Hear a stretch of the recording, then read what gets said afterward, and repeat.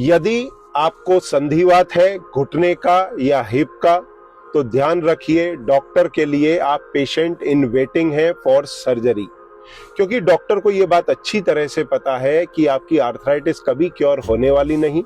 समय के साथ धीरे धीरे कार्टिलेज की थिकनेस घटेगी, साइनोवियल फ्लूइड की क्वालिटी खराब होगी और अंत में आपको सर्जरी कराना पड़ेगा, चाहे आपके डॉक्टर से कराएं या फिर दूसरे दिल्ली मुंबई के डॉक्टर से जाके कराएं, पर कराना जरूर पड़ेगा।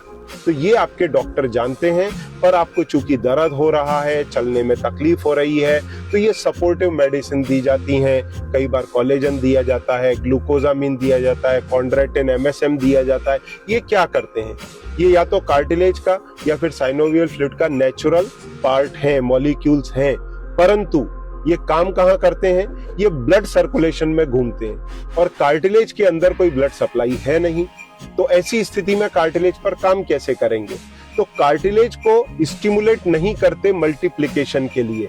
ऐसे में कार्टिलेज की थिकनेस धीरे धीरे घटती जाती है और आखिरी में आपको फिर सर्जरी कराना पड़ता है।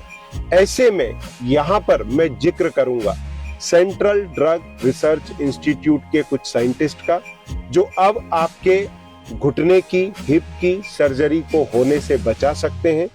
उन्होंने देसी पालक से एक एक्टिव इंग्रेडिएंट बनाया, टेरोस्पर्मिन C, और इस एक्सट्रैक्ट पर नैनो टेक्नोलॉजी डेवलप किया।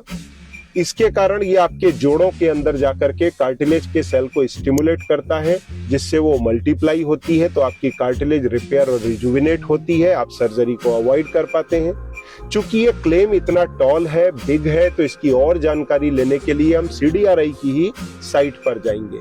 देखिए, आप देख सकते हैं ये फर्स्ट पेज के अंदर ये CDRI की साइट है, जिसमें उन्होंने बताया है कि ये जॉइंट फ्रेश में इस्तेमाल किया गया है उनका मॉलिक्यूल।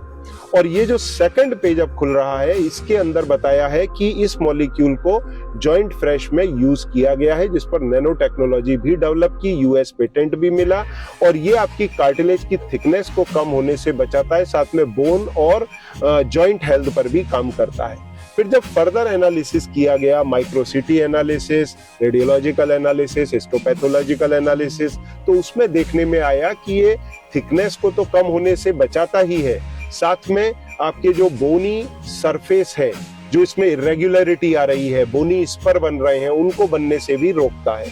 तो जोड़ के अंदर दर्द सूजन कम होगा, आपकी मूवेबिलिटी इंप्रूव होगी, आप अच्छे से चल पाएंगे और सर्जरी को अवॉइड कर पाएंगे।